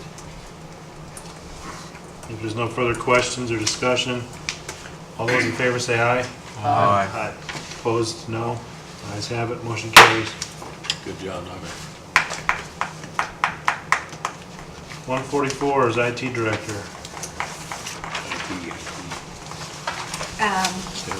The IT director's position, that was, Is this to take it out of the city and? no, Oh, all this this is is for is just just to okay. pay him. Michael King is the new IT director. Ben, for this year, made $40,500 because he had a $500 raise last year. The starting salary for the IT director is $40,000, and this is for $40,000 for Michael's salary. I also have a amendment to the current salary ordinance to be signed for that $40,000. Debbie, what's his qualifications?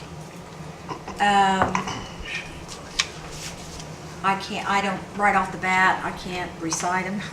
I mean, we got a new guy come through. It'd be nice if the commissioners would have introduced him to us. In all, instead of coming in, asking for $40,000. Back in May the 7th, 2014, they came in for a part-time IT director for 24 hours per week, and we okayed it. Then they turned around and put 2 people in there. He is one of the part-time people that Right, they but hired and then, moved back him then, out. how did they put 2 back then when we told them 1? typically, if you approve part-time, and that's true of other departments, if they have part-time salary in, you're approving the amount per hour. The dollar amount. Yeah, you're just approving the the 144 approves the amount per hour, and the appropriation line approves how much they can spend, plus you're limited to part-time can only work 28 hours a week, so. They could put 10 people in it, but they can't go above the dollar amount. And they can't go above what is appropriated. Back to then, they spend. asked for one. Right, but they asked for a dollar amount, is what we. That's something you'll have to take up with them. Do we still have a part-timer? We have one, and I don't know that there's any plans to hire a second part-timer that I know of. Was he the first part-timer hired of the two? Yes, he was. Well, the money's already appropriated. Yeah. Yeah, for out of Cume Ben's Cap. salary, and the line item's already there. This is just simply 144 approving, So is letting him be paid. Is the other one gonna stay on until the end of the year? Because that's what. There was The only, second part-timer. Yeah. Yeah, I don't think he didn't work as many hours as Michael worked, I don't believe. I went in there and I asked Ben, he said both of us working 24 hours when Ben was here. Yeah, I don't know that, yeah. I don't know. Oh,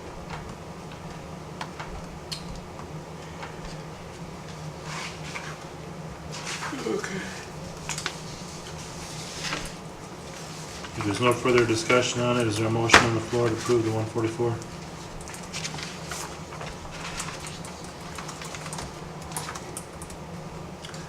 I'll move to approve the 144 for the IT director. Have a motion, do we have a second? Basically, we're just transferring the money from one person to a second. Okay, the motion's been seconded. All those in favor say aye. Aye. Opposed, no. no. Russ, did you vote? I voted aye. Okay. So, Mark, you voted aye? Okay, Yep. Yeah. so it passes 4-1. Motion carries.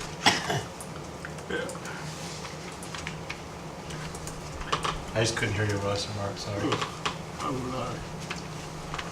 Okay, Don't like to, but I did. there's no patrons left, except for Mr. Sprague. Do you have any concerns? No, I do not. Okay. If there's no further discussion, I'll entertain a motion for adjournment. Second. Motion moved and seconded. All those in favor say aye. Aye. Aye. Opposed, no. Ayes have it. Step